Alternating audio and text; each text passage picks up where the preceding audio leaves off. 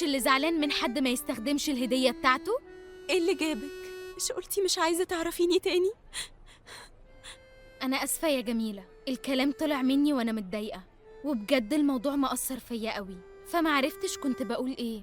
سامحيني لو سمحتي وطمنيني، في حاجة جديدة حصلت؟ كنت متضايقة جدا بس الحمد لله المدير أقنع بابا إنه ما ينقلش ورقي غير بعد امتحانات آخر السنة علشان مستقبلي. طب هايل، دي فرصة كويسة ووقت أطول عشان نقدر نتصرف ونشوف حل. مش قلتي برضو مش هساعدك تاني ومليش دعوة؟ مهتمة تاني ليه؟ انسي كلامي بقى، أنا وماما وكل الناس معاكي لحد ما نلاقي حل، وده ممكن يساعدني أخرج من الزعل اللي أنا فيه، فسامحيني بقى.